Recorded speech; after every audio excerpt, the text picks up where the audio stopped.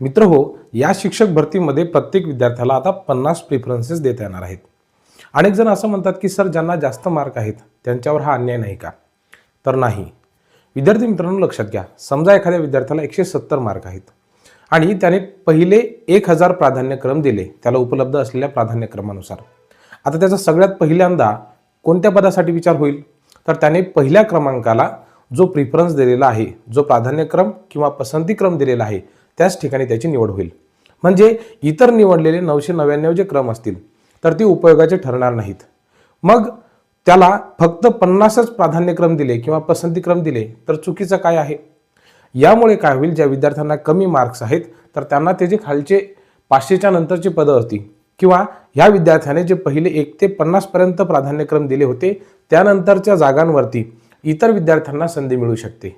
त्यामुळं होणार काय आहे की जास्तीत जास्त विद्यार्थ्यांना आपली कॅपॅबिलिटी सिद्ध करण्यासाठी त्या ठिकाणी चान्स मिळणार आहे किंवा संधी मिळणार आहे.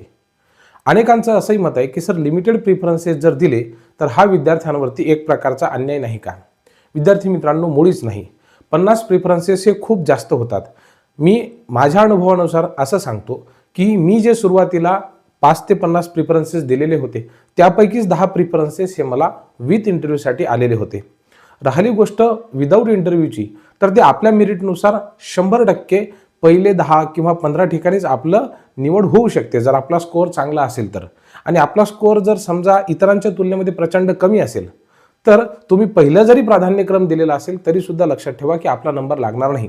जर आपल्या कंपॅरिझनमध्ये इतर मूल्य जे आहेत त्यांना जर आपल्यापेक्षा चांगली मार्क्स आहेत आणि त्यांनी त्यांचा प्राधान्यक्रम कितीही खालचा ठेवलेला असेल आणि आपण ज्या ठिकाणी पहिला प्राधान्यक्रम दिलेला आहे त्या ठिकाणी इतरांचा समजा 950वा जर प्राधान्यक्रम कुणी दिलेला असेल आणि तुम्ही 50वा एक नंबरचा प्राधान्यक्रम दिलेला असेल आणि या ठिकाणी ज्या वेळेला दोघांची सुद्धा मेरिट ठरेल तर याचा 950वा रँक असून देखील किंवा पसंतीक्रम दिलेला असताना देखील ह्याची निवड होईल जर तुमच्या दोघांमध्ये सरळ फाईट लागली तर. आलंय का लक्षामध्ये?